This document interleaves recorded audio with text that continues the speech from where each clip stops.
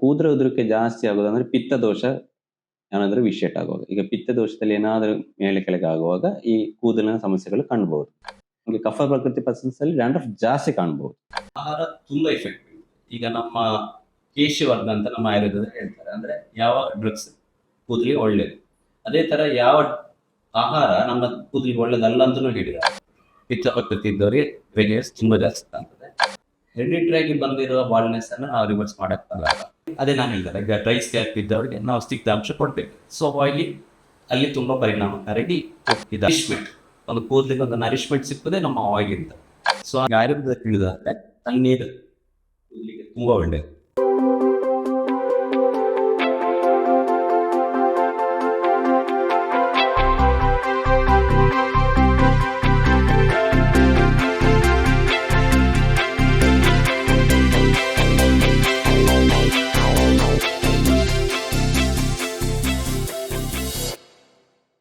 ಇನ್ಸಿಂಕ್ with Green Synth, powered by Evercare Pharma and Green ಸಿಂತ್ herbals.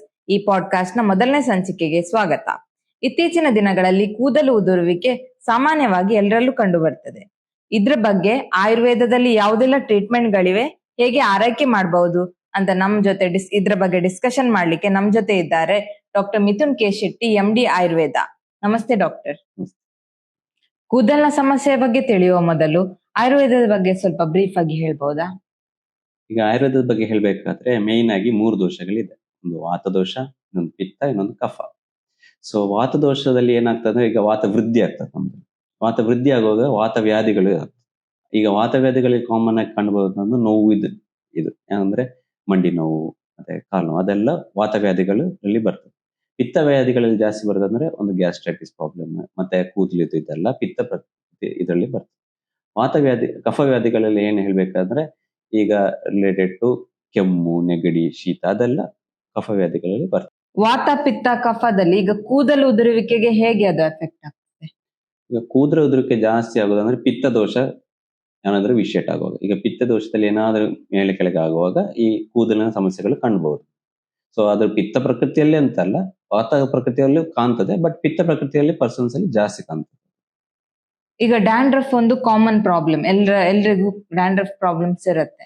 ಈಗ ವಾತ ಪಿತ್ತ ಕಫ ಇದರಲ್ಲಿ ಡ್ಯಾಂಡ್ರಫ್ ಹೇಗೆ, ಯಾರಿಗೆ ಜಾಸ್ತಿ ಕಾಣಬಹುದು? ಕಫ ಪ್ರಕೃತಿ ಪರ್ಸನ್ಸ್ ಅಲ್ಲಿ. ಯಾಕಂದ್ರೆ ಕಫ ಪ್ರಕೃತಿ ಪರ್ಸನ್ಸ್ ಅಲ್ಲಿ ಏನಾಗುತ್ತೆ ಅಂದ್ರೆ ಅವರಿಗೆ ಬೆವರು ಜಾಸ್ತಿ ಆಗ್ತದೆ. ಸೊ ಬೆವರಲ್ಲಿ ಈಗ ನಮ್ಮ ಕೂದಲಲ್ಲಿ ಬೆವರದ ಅಂಶ ಜಾಸ್ತಿ ಆಗುವಾಗ ಅಲ್ಲಿ ಫಂಗಲ್ ಇನ್ಫೆಕ್ಷನ್ಸ್ ಜಾಸ್ತಿ ಬರ್ತದೆ. ಸೊ ಹಾಗಾಗಿ ನಮ್ಗೆ ಕಫ ಪ್ರಕೃತಿ ಪರ್ಸನ್ಸ್ ಅಲ್ಲಿ ಡ್ಯಾಂಡ್ರಫ್ ಜಾಸ್ತಿ ಕಾಣಬಹುದು.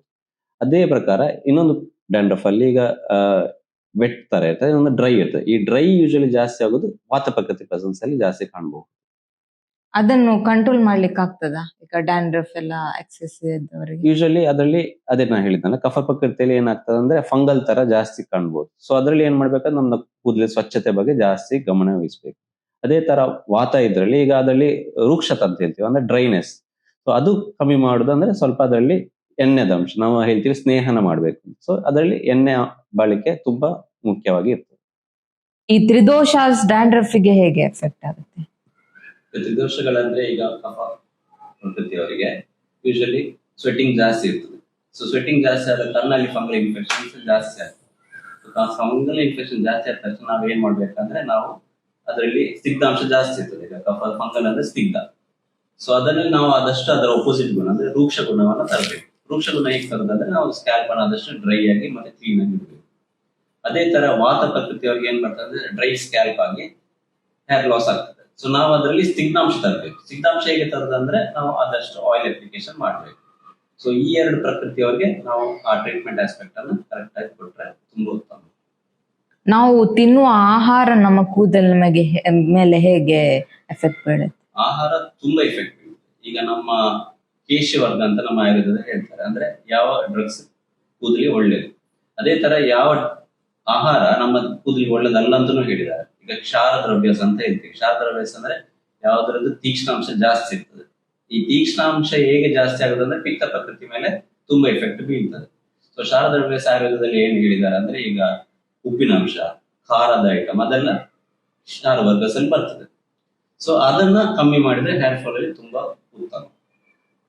ಈಗ ಗ್ರೇ ಹೇರ್ ಯಾವ ಪ್ರಕೃತಿ ಅವರಿಗೆ ಜಾಸ್ತಿ ಗ್ರೇ ಬರುತ್ತೆ? ಹೇರ್ ಯೂಶಲಿ ಪಿತ್ತ ಪ್ರಕೃತಿಯವರಿಗೆ ಜಾಸ್ತಿ ಕಾಣ್ತದೆ. ಪಿತ್ತ ಪ್ರಕೃತಿ ಇದ್ದವರಿಗೆ ಗ್ರೇ ಹೇರ್ಸ್ ತುಂಬಾ ಜಾಸ್ತಿ ಕಾಣ್ತದೆ. ಆಮೇಲೆ ಒಂದು ಹೆರಿಟರಿ ಫ್ಯಾಕ್ಟರ್ ಇದೆ. ಈಗ ಪೇರೆಂಟ್ಸ್ ಅವ್ರಿಗೆ ಚಿಕ್ಕ ವಯಸ್ಸಲ್ಲಿ ಅವ್ರಿಗೂ ಕೂದಲು ಬಿಳಿ ಆದ್ರೆ ಅದು ಆಟೋಮೆಟಿಕಲಿ ಮಕ್ಳಿಗೂ ಅದರ ಕ್ಯಾರಿ ಫಾರ್ವರ್ಡ್ ಆಗುತ್ತೆ.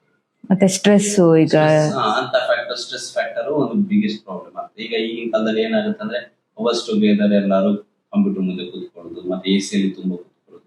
ಸೊ ಆ ಎಲ್ಲ ಕಾರಣಗಳು ಒಂದು ಇದಕ್ಕೆ ಡೈರೆಕ್ಟ್ ಪರಿಣಾಮ ಬೀಳ್ತದೆ. ಈಗ ನೀರು ಹೇಗೆ?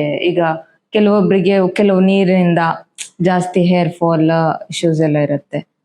ನೀರಿನ ಚೇಂಜಸ್ ಹೇಗಾಗ್ತದೆ ಅಂದ್ರೆ ಈಗ ಕೆಲವರಿಗೆ ಹಾಟ್ ವಾಟರ್ ಆಗಲ್ಲ, ಅಂದ್ರೆ ಅದರಲ್ಲಿ ತುಂಬಾ ಕೊರೋಸಿವ್ ಪ್ರಾಪರ್ಟೀಸ್ ಇರ್ತದೆ. ಸೊ ಅದರಲ್ಲಿ ಏನಾಗುತ್ತೆ, ಹೇರ್ ಫಾಲಿಕಲ್ಸ್ ವೀಕ್ ಆಗುತ್ತೆ. ಸೊ ಆಟೋಮೆಟಿಕಲಿ ಅದು ನಮ್ಮ ಕೂದಲ ಫಾಲಿಕಲ್ಸ್ ಮೇಲೆ ವೀಕ್ ಆದ ತಕ್ಷಣ ಅದು ಹೇರ್ ಫಾಲ್ ಆಗಕ್ಕೆ ಸ್ಟಾರ್ಟ್ ಆಗುತ್ತೆ. ಬಾಲ್ನೆಸ್ ಅನ್ನು ರಿವರ್ಸ್ ಮಾಡ್ಲಿಕ್ಕೆ ಆಗ್ತದ? ಹೆರಿಡಿಟರಿ ಆಗಿ ಬಂದಿರುವ ಬಾಲ್ನೆಸ್ ಅನ್ನ ನಾವು ರಿವರ್ಸ್ ಮಾಡಕ್ಕಾಗಲ್ಲ. ಬಟ್ ಈಗ ಫಂಗಲ್ ಇನ್ಫೆಕ್ಷನ್ ಇಂದ ಆಗಿ ಹೇರ್ ಲಾಸ್ ಆಗ್ತದಲ್ಲ, ಅದನ್ನ ನಾವು ರಿವರ್ಸ್ ಮಾಡ್ಲಿಕ್ಕೆ ಮಾಡ್ಬೋದು. ಈಗ ಬೇರೆ ಬೇರೆ ಸೀಸನ್ಸ್ ಗಳಿರ್ತದೆ, ಆ ಸೀಸನ್ಸ್ ಅಲ್ಲಿ ನಾವು ಹೇಗೆ ಈಗ ಮೇನ್ ಆಗಿ ಸೀಸನ್ಸ್ ನೋಡ್ಬೇಕಾದ್ರೆ ಜಾನ್, ಫೆಬ್ರವರಿ, ಮಾರ್ಚ್ ಅದು usually winter season. So winter season ಅಲ್ಲಿ ಏನಾಗುತ್ತೆ ಅಂದ್ರೆ ಸ್ಕ್ಯಾಲ್ಪ್ ಡ್ರೈ ಆಗುತ್ತೆ. ಸೊ ನಾವು ಅದನ್ನ ಹೇಗೆ ಟೇಕ್ ಕೇರ್ ಮಾಡ್ಬೇಕಂದ್ರೆ ಅದರಲ್ಲಿ ಎಣ್ಣೆದ ಅಂಶ ಕೊಡ್ಬೇಕು. ಅದೇ ತರ ಈಗ ಏಪ್ರಿಲ್ ಮೇ ಅಲ್ಲಿ ಸಮ್ಮರ್ ಸೀಸನ್. ಸಮ್ಮರ್ ಅಲ್ಲಿ ಏನಾಗುತ್ತೆ ಅಂದ್ರೆ ಮತ್ತೆ ಸ್ವೆಟಿಂಗ್ ಜಾಸ್ತಿ ಆಗುತ್ತೆ. ಸೊ ಅದಕ್ಕೆ ನಾವು ಆದಷ್ಟು ಸ್ಕ್ಯಾಲ್ಪ್ ಅನ್ನ ಡ್ರೈ ಆಗಿ ನೋಡ್ಬೇಕು, ಅಂದ್ರೆ ಕ್ಲೀನ್ ಆಗಿರ್ಬೇಕು. ರೈನಿ ಸೀಸನ್ ಅಲ್ಲಿ ಅದೇ ತರ, ಅಂದ್ರೆ ಈಗ ಜೂನ್, ಜುಲೈ, ಆಗಸ್ಟ್ ಅಂತ ರೈನಿ ಸೀಸನ್ ಬರುತ್ತೆ. ಸೊ ಅವಾಗ ನಾವು ಆದಷ್ಟು ಸ್ಕ್ಯಾಲ್ಪ್ ಅನ್ನ ಡ್ರೈ ಆಗಿ ಅದನ್ನ ನೋಡ್ಬೇಕು. ಆಯಿಲಿಂಗ್ ಹೇಗೆ ನಮಗೆ ಆಯಿಲಿಂಗ್ ಅದೇ ನಾನು ಹೇಳಿಲ್ಲ, ಈಗ ಡ್ರೈ ಸ್ಕ್ಯಾಲ್ಪ್ ಇದ್ದವರಿಗೆ ನಾವು ಸ್ನಿಗ್ಧಾಂಶ ಕೊಡ್ಬೇಕು. ಸೊ ಆಯಿಲಿಂಗ್ ಅಲ್ಲಿ ತುಂಬಾ ಪರಿಣಾಮಕಾರಿ ಇದಾಗ್ತದೆ. ಅದೇ ತರ ನಮ್ಮ ಬ್ಲಡ್ ಸರ್ಕ್ಯುಲೇಷನ್ ಇಂಪ್ರೂವ್ ಆಗುತ್ತೆ ಆಯಿಲಿಂಗ್ ಮಾಡೋದ್ರಿಂದ. ಮತ್ತೆ ನರಿಶ್ಮೆಂಟ್, ಒಂದು ಕೂದಲಿಗೆ ಒಂದು ನರಿಶ್ಮೆಂಟ್ ಸಿಕ್ಕುದೇ ನಮ್ಮ ಆಯಿಲಿಂದ. ಸೊ ಅದಕ್ಕೆ ಆಯಿಲಿಂಗ್ ತುಂಬಾ ಉತ್ತಮ ಕೂದಲಿಗೆ. ಈಗ ತಲೆ ಸ್ನಾನ ಮಾಡ್ಲಿಕ್ಕೆ ಯಾವ ನೀರು ಉತ್ತಮ? ಅಂದ್ರೆ ಇದು ಬಿಸಿ ನೀರಾ, ತಣ್ಣೀರ, ಆ ತರ? ಈಗ ಆಯುರ್ವೇದದಲ್ಲಿ ಹೇಳುದಾದ್ರೆ ತಣ್ಣೀರು ಕೂದಲಿಗೆ ತುಂಬಾ ಒಳ್ಳೆಯದು. ಈಗ ಕೆಲವರಿಗೆ ತಣ್ಣೀರು ಇದು ಮಾಡಿದ್ರೆ ಶೀತ, ಕಫ ಎಲ್ಲ ಬರ್ತದೆ. ಸೊ ಅಂತವರಿಗೆ ಊರು ಬಿಸಿ ನೀರು ತುಂಬಾ ಒಳ್ಳೆಯದು. ಆಮೇಲೆ ಬಿಸಿ ನೀರು ಯೂಸ್ ಮಾಡೋದಾದ್ರೆ ಕೆಲವರಿಗೆ ಹೇರ್ ಫಾಲಿಕಲ್ಸ್ ವೀಕ್ ಆಗುತ್ತಂತ ಕಾರಣ ಅದು ಹೇರ್ ಫಾಲ್ ಕಾಸ್ ಮಾಡ್ತದೆ. ಸೊ ಆದಷ್ಟು ತಣ್ಣೀರಲ್ಲಿ ಸ್ನಾನ ಮಾಡೋದು ಒಳ್ಳೆಯದು. ಇಷ್ಟು ಹೊತ್ತು ನಿಮ್ಮ ಅಮೂಲ್ಯವಾದ ಸಮಯವನ್ನು ನಮಗೆ ನೀಡಿದ್ದಕ್ಕೆ ಧನ್ಯವಾದಗಳು. ಕೊನೆಯದಾಗಿ ನಮ್ಮ ವೀಕ್ಷಕರಿಗೆ ನಾನು ಹೇಳಲಿಕ್ಕೆ ಬಯಸ್ತೀನಿ. ಆಗ ಇಷ್ಟು ಹೊತ್ತು ನಾನು ಮಾತಾಡಿದ ಒಂದು ಪ್ರಕೃತಿ ಮತ್ತು ದೋಷ ಕಾನ್ಸೆಪ್ಟ್ ಬಗ್ಗೆ. ಸೊ ನಾವು ಯಾವತ್ತು ನಮ್ಮ ಪ್ರಕೃತಿಯನ್ನು ತಿಳಿಬೇಕು ಮತ್ತು ದೋಷವನ್ನ ಬ್ಯಾಲೆನ್ಸ್ ಆಗಿಟ್ಟು ನಾವು ಒಳ್ಳೆ ಲೈಫ್ ಲೀಡ್ ಮಾಡ್ಬೋದು. ಇನ್ನೊಂದು ಆಸ್ಪೆಕ್ಟ್, ನಾವೀಗ ಕೂದಲು ವಿಷಯ ಇಷ್ಟು ಮಾತಾಡಿದ್ವಿ. ಸೊ ನಾವು ಯಾವತ್ತು ಹೇರ್ ಕೇರ್ ಮತ್ತೆ ಹೇರ್ ಟ್ರೀಟ್ಮೆಂಟ್ ಇದೆರಡು ಆಸ್ಪೆಕ್ಟ್ ನಮ್ಮ ಆಯುರ್ವೇದದಲ್ಲಿ ತುಂಬಾ ವಿಸ್ತಾರವಾಗಿ ಎಕ್ಸ್ಪ್ಲೇನ್ ಮಾಡಿದ್ದಾರೆ. ಸೊ ನಾವು ಯಾವತ್ತು ಹೇರ್ ಕೇರ್ಗೆ ಇಂಪಾರ್ಟೆನ್ಸ್ ಜಾಸ್ತಿ ಕೊಟ್ಟರೆ ನಮ್ಮ ಟ್ರೀಟ್ಮೆಂಟ್ ಆಸ್ಪೆಕ್ಟ್ ಕಮ್ಮಿ ಬೀಳ್ತದೆ. ಸೊ ಈ ಹೇರ್ ಕೇರ್ ಮತ್ತೆ ಹೇರ್ ಟ್ರೀಟ್ಮೆಂಟ್ ಬಗ್ಗೆ ಜಾಸ್ತಿ ಇನ್ಫಾರ್ಮೇಶನ್ ಇದ್ರೆ ನಾವು ಆಯುರ್ವೇದಿಕ್ ಫಿಸಿಷಿಯನ್ ಕನ್ಸಲ್ಟ್ ಮಾಡೋದು ತುಂಬಾ ಉತ್ತಮ. Thank you sir. ಇದೇ ರೀತಿ ಆಯುರ್ವೇದ ಸಂಬಂಧಿತ ವಿಡಿಯೋಗಳಿಗಾಗಿ ನಮ್ಮ ಚಾನೆಲ್ ಗ್ರೀನ್ ಸಿಂತ್ ಹರ್ಬಲ್ಸ್ ಅನ್ನು ಫಾಲೋ ಮಾಡಿ. ಧನ್ಯವಾದಗಳು.